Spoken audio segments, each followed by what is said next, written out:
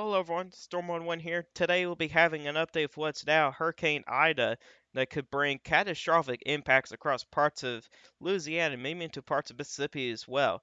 Other states like Alabama, Tennessee, Kentucky, and possibly to across parts of the Mid-Atlantic could see impacts from this system as well.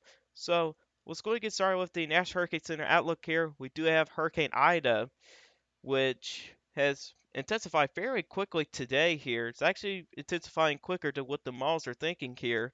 It's also a little bit stronger as well, which is not a good sign at all. Uh, so back at 5 o'clock, they recently intensified the storm here to 80 mile per hour winds here with central pressure of 985 millibars. And this is going to continue to move to the northwest and eventually making a little bit more of a northern turn when it gets into Louisiana and then start to turn a little bit more to the east here, where there is going to be the Bermuda High that's going to be out here, kind of tracking this storm here, kind of going around that high pressure system there. It's very unusual to have a high pressure system right there this time of year. Typically, it'd be like way out here, but it's actually going to be central nearby the Carolinas. So there's not going to be any impacts for Florida or even for parts of Georgia as well in the Carolinas. It'd be mainly across parts of Louisiana, Alabama, well, Mississippi, Alabama. Even to parts of eastern Arkansas could see some impacts as well, especially the southeastern part. Tennessee, Kentucky, possibly as far north as southern Ohio could see some impacts out of the system here, mainly for areas up north. It's not going to be the wind, it's mainly going to be the heavy rainfall, which is something I'm going to talk about as well that not many people have mentioned. You also got a couple of invests out here, 98, 70, 98 and 97L out there. Those will be fish storms. And they also just highlighted a new area to watch here that'll be coming out of Africa that'll be another tropical wave. And right now, models are also expecting that to be a fish storm as well. But it's mainly focused on Hurricane Ida. So we'll check out the watch warning advisory display. We actually have hurricane warnings in effect across parts of southeast Louisiana. And also got tropical storm warnings in effect a little bit further inland as well, including a few counties in southwestern Mississippi. Don't be surprised if those get expanded a little bit more into Mississippi. And we also got tropical storm watches as well. So let's go into that area in here. And as we do see here, hurricane warnings actually go as far north as the Mississippi and Louisiana state line. But actually, the areas of purple here, to my mistake, is actually storm surge warnings. And storm surge is going to be a major issue here with this storm. It also includes New Orleans. Unfortunately, this is looking very similar to what happened with Katrina, which to make things worse, this is going to be making landfall on the same day that Katrina did 16 years ago. This is very similar to what could be happening here. And what happened with Katrina in these areas here could happen again with Ida, which you guys are probably saying, oh, this is for hype. This is all legit, folks. This is all legit here. There is no hype in this whatsoever. I'm going to show you guys here the updated forecast outlook here just above with the Nash Hurricane Center. But these are currently your warnings here out there. We'll go a little bit further west here. We'll go to the National Service at Lake Charles area. And there is a tropical storm warning for Lake Charles as well. And you do see those tropical storm watches go pretty far inland as well. If we go back here, they do get close to the Arkansas border, which these may get expanded a little further north with time, depending on the intensity. There's also tropical storm watches as far east as parts of southern Alabama. So don't focus too much on the center of the cone here, because there could be effects as far west as parts of far southeastern Texas, which we do have special weather statements out there. And it could be as far east as the panhandle of Florida. So this is going to be a very large system here as well here. And let's go back here to Nash Hurricane Center Outlook here. And this is their latest cone forecast. And we do have hurricane warnings in effect across parts of northwestern Cuba, which has recently made landfall. It may not do a whole lot of anything to affect the system here, unfortunately. And they do expect this to be a Category 4 hurricane before a landfall, which is 100 with winds of 140 miles per hour.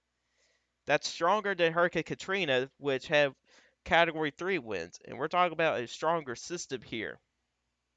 And you do see here, it does go as far north as across parts of the Ohio Valley and Tennessee Valley by Wednesday as well, which this is another area to focus here, across parts of Kentucky and to parts of the Mid-Atlantic. That's also another area I want to mention here that not many people have mentioned uh, on this system here. Not many people.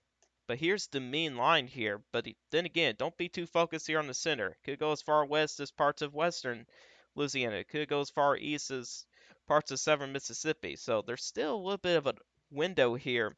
But we are starting to finally trying to see where this thing here can make landfall as well. Not only, well, let's actually check this out first.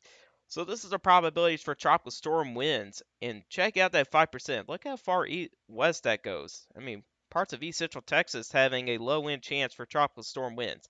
But keep in mind, that's a very low chance. Decent probabilities is when you get to a 30+%, which does go as far east, so across parts of southeastern Texas where we do have those special weather statements. But it also goes as far north as parts of southeastern Arkansas into parts of west central Mississippi as well, and even goes as far east as parts of southern Alabama where we do have those tropical storm watches in effect.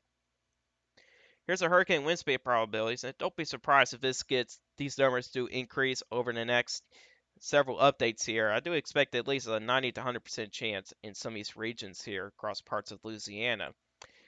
But there is a low wind chance for hurricane force winds as far north as across parts of central Louisiana and southwest central Mississippi as well. May have a low wind chance to see hurricane force winds as well, which is winds of over 75 miles per hour. Not only winds will be an issue, but storm surge as well. This is their latest update here with the storm surge. You do see here, storm surge will likely be a major problem here across parts of Louisiana. So we'll start from west to east. So the Sabine Pass, or you could possibly say the Texas and Louisiana border to Pecan Island, those areas could see 2 to 4 feet of storm surge. And then you got Vermilion Bay that could see 6 to 9 feet of storm surge. And then Pecan Island to enter coastal city could see 3 to 5 feet of storm surge. And then to Morgan City could see 6 to 9 feet of storm surge. Then from there to the mouth of the Mississippi River could see 10 to 15 feet of storm surge. That is very high, and that can cause some catastrophic impacts for areas along the coast. Then from the mouth of the Mississippi River to Ocean Springs could see 7 to 11 feet of storm surge. And then Lake of Pontchartrain or Maru Pass could see significant storm surge as well. 3 to 5 feet for Maru Pass, and then Pontchartrain. I cannot pronounce that. I do apologize for that. And those places could see 4 to 7 feet. And also, Ocean Springs to the Mississippi Alabama border could see 4 to 7 feet. And then Mobile Bay and also to the Alabama Florida state border could see 2 to 4 feet of storm surge as well. So this is going to be over a pretty large area that people could see some impacts with this system as well. And rainfall is going to be a major issue here with this system here. Um, you can see here there's a hot spot of 15 to 20 inches of rain across parts of southeast central Louisiana, which also just about includes the New Orleans area. If we're going to see that much rain, I mean, New Orleans is prone to have major flooding here with not even this much rain. I mean, it doesn't take a whole lot of rain for New Orleans to get major flooding problems. Um, but unfortunately, we're talking about 15 to 20 inches of rain. That can lead to some significant flooding, which seems pretty likely with the system here. Um, and then you got another large area, 10 to 15 inches, which includes all of southeastern Louisiana to parts of southwestern part of Mississippi. But even 6 to 10 inches of rain is also significant, which also includes parts of eastern Louisiana up into parts of central and northern Mississippi and as far east as southern Alabama. 6 to 10 inches of rain could be pretty significant. And then you got area 4 to 6 inches of rain as far north as southwestern Tennessee, where some of these places do not need any more rain. Even includes eastern Arkansas as well, and even across parts of western Alabama, and even for the far western portions of the Florida Panhandle. So a lot of rain is going to be coming here, and then in the areas in the dark green could be 2 to 4 inches of rain. That could be going as far north as Kentucky as well, which we'll check out some weather models on that for those rainfall totals in just a moment. So I think that's it here from the Nash Hurricane Center. Let's check out some models here.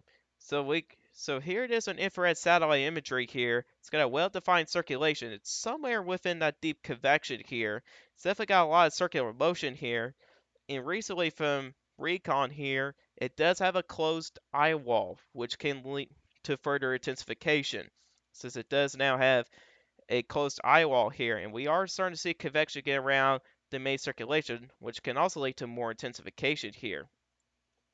To make things worse here, there's not going to be any wind shear out ahead of the system here, so that it's got a green light for big time intensification where we're not going to have any wind shear to work with. Plus, it's got to have very strong outflow in bands as well, or out bands, I should say. And what we'll be able to see here on a larger picture here of what it's going to look like here for the GFS model. And since then, hurricane models have been trending back with the northeast return a little bit later here. So it's now taking the center circulation across Tennessee here as well. But areas east of the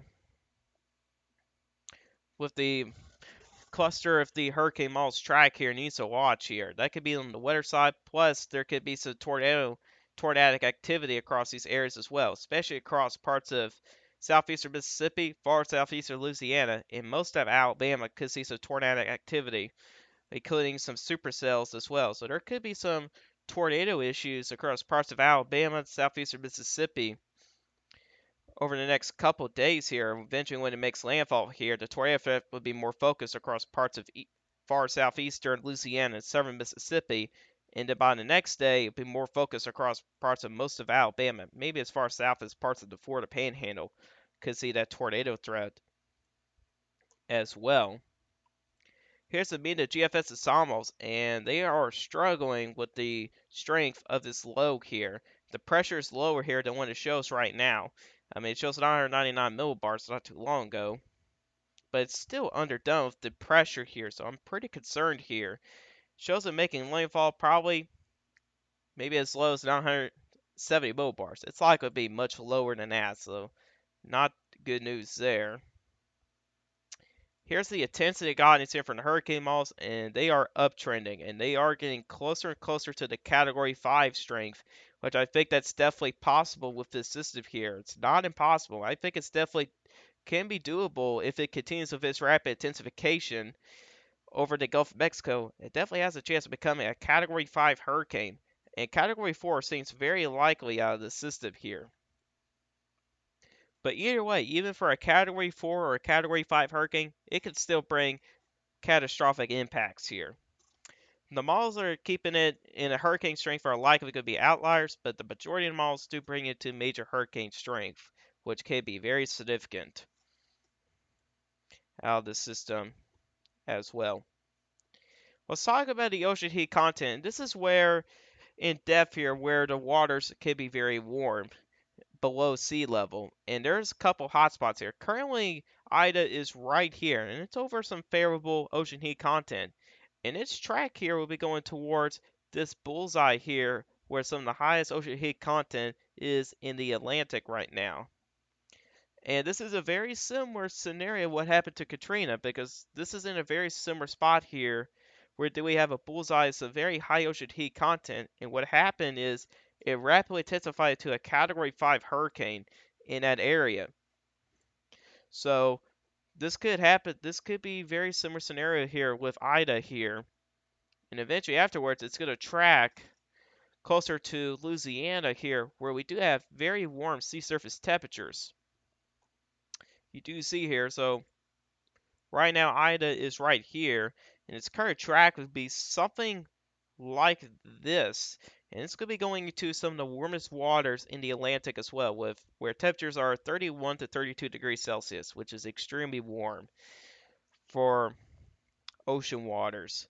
So this is definitely going to be a very concerning situation here for Louisiana, and I am very concerned what could happen to Louisiana because this could be an historic system here, and this could definitely be something that will be remembered for a very long time. Let's check out some more model guidance, and the GFS is just updating to its 18Z, but we're going to go back to 12Z. And here's Ida right here. It's already underdone with the intensity, 991 millibars. I believe it says 985. We'll double check that real quick. Yeah, 985 millibars, and it's already underdone. So I do expect the GFS to be underdone with the pressure here, but check this out. Look at the pressure at landfall, 955 millibars. That's a very low pressure, and it's already underdone. So we could see pressure maybe as low as 940 millibars. That's my current thinking right now, that the pressure could get as low as 940 millibars. Maybe a little lower than that. That's a very low pressure system. And then it makes landfall here, could be as early as Sunday evening here. Later this weekend here. That's when it could make landfall. But then again, even into the Sunday morning hours, you'll start to see those effects there from Ida here, from pretty much from the morning hours to the early afternoon, and then some of your significant impacts comes in Sunday evening. And that can affect southeastern Louisiana, and that could continue on to the overnight hours. And eventually by Monday evening, here it goes going to Mississippi. That could still be a tropical storm at that point. And then starts to move up into parts of northwestern Alabama and parts of Tennessee into parts of Kentucky. And this is where I'm really starting to watch here. This is another area I'm also focused on, and it's this area right in here. There's going to be a stationary front to the north here, and what could happen here is that stationary front can add as some lift to the northern side of the system here. Plus, there's going to be very high precipitable water numbers, so you could be talking about multiple rounds of heavy showers and thunderstorms going over some of the same areas, and that can lead to some pretty high rainfall totals as well. That's something that not a whole lot of people mentioned yet, which we'll check out those rainfall totals in just a moment. But it does continue up to Kentucky. It's a tropical depression, and you do see what I'm talking about here. Check out that wave of heavy rain, really from eastern Kentucky into Pennsylvania, where some of those places could see a few inches of rain. And that even continues up into parts of the northeast as well. So let's check back at here the simulation here, infrared satellite imagery. This is just a simulation here. You do see here, really by the morning hours on Saturday, it starts to show this eye here. The eye starts to pop up on here. I'm trying to find a good color here to use. That is a terrible color. It does start to show up an eye here. As you can probably see here, it starts to pop up an eye by Saturday morning. And check out how that really amplifies here. And this is now early Sunday morning. You're starting to get some effects here, and you start to see these outflow bands here coming out of the storm here. I mean, check out these bands here coming out of the storm here. That is affecting Florida here. Yeah, there's some effects from the system here going out towards Florida, and even as far north as parts of Alabama and Georgia. Those are going to be some of your outflow bands coming out of the storm here. And then later on Sunday morning here, southeast of Louisiana should start to see tropical storm winds, possibly Category 1 winds here, or you could say hurricane force winds. And this system is going to be very large. From north to south, it could be as far north as central Alabama. It could be as far south as the south central Gulf. This is going to be a very large system here. And as far west as possibly the west central Gulf of Mexico, and it could be as far east as central Florida. I mean, this system is going to be very large here. Um, and check this out here. This is Sunday evening or Sunday afternoon. Check this out here. That's a very classic major hurricane look right there. And then it finally starts to make landfall here. And then again, check out all these outflow bands out here. At this point, when it starts to make Landfall, Louisiana, those outflow bands does get as far north as the Tennessee state line here, across parts of the South. And then Monday night, you got bands as far north as across parts of Louisiana, Indiana, and Ohio, and as far south as the Florida Keys. I mean, this storm is going to be very large system here, but some of your worst impacts would be in around the low pressure system. Keep in mind that.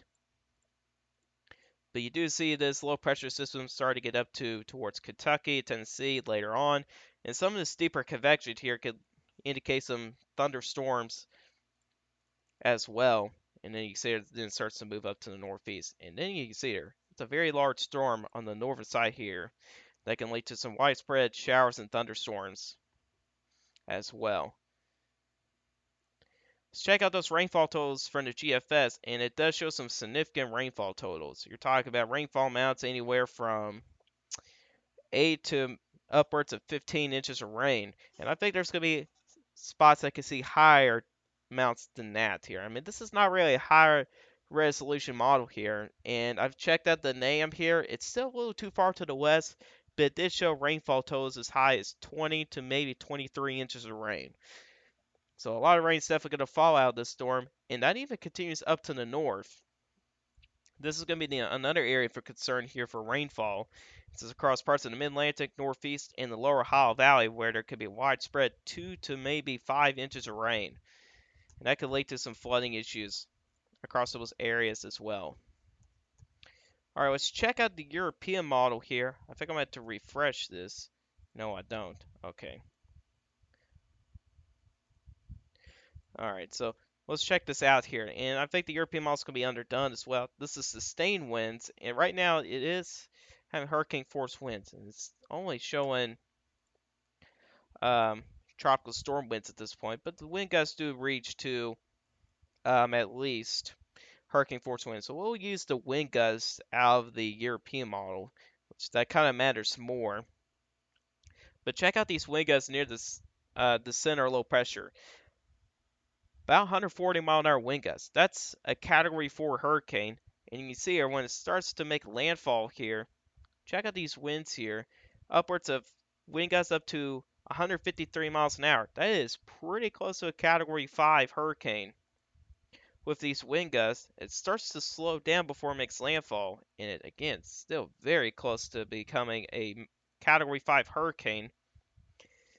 And then it starts to make landfall. Let's actually check out the timing of landfall. It looks like it could be 1 o'clock in the morning, 1 a.m. Sunday night.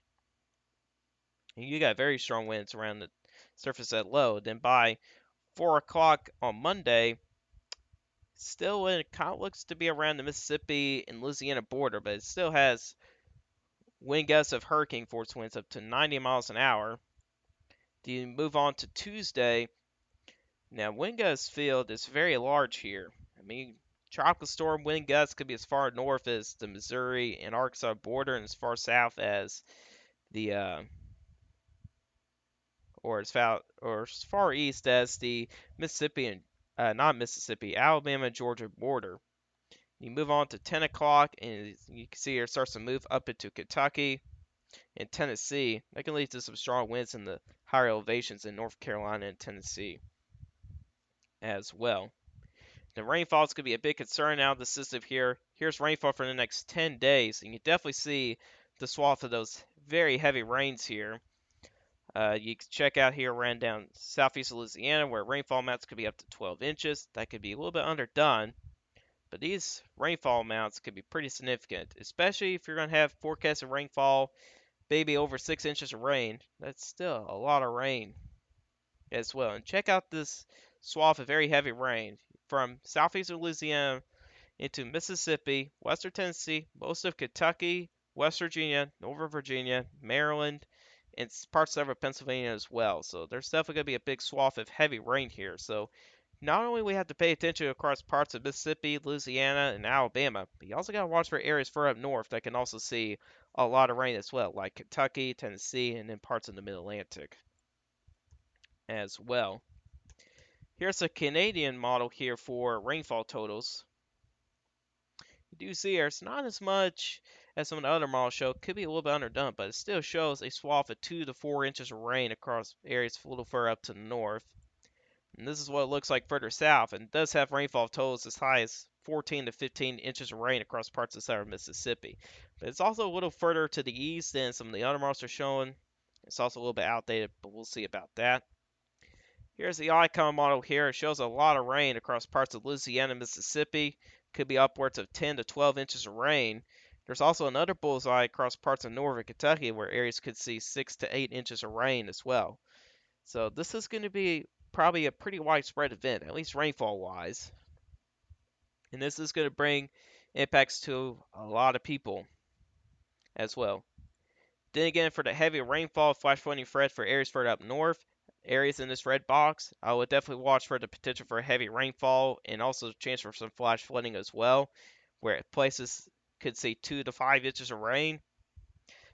This is valid Tuesday into Friday as well. Here's my probabilities for Hurricane Ida, and everything else is 100% except for Category 5, which I'm upgraded it to 60% chance. And I believe on the last video, I think you guys have seen that Category 3, I think it was like a 90% or something like that. Don't exactly remember, but Category 4 was like 40%, and Category 5 was 5%. Yeah, big difference here in a little over 24 hours here. We also got a pretty good probability here for Category 5, which that percentage may increase here, probably a little closer to 100%. But either way here, this is going to be a pretty catastrophic hurricane here. Alright, let's check out my Tropical System Impact Index forecast here. And for the first time ever, there's a 5 out of 5 here across parts of southern Louisiana. That's where we expect to see catastrophic impacts. That's where you can see Category 4, possibly Category 5 winds as well, and also a lot of rain. Uh, Areas in the 4 out of 5, that's where you can see intense impacts. The main threats will be major hurricane force winds and also a lot of rain.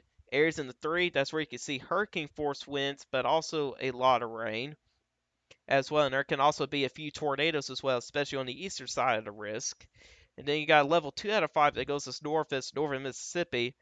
Another area of 2 out of 5 may get added across parts of Kentucky, depending on the trend. And also may get expanded across parts of southwestern Tennessee as well. The main threat for those areas will be heavy rainfall, where some places can see 5 to 8 inches of rain.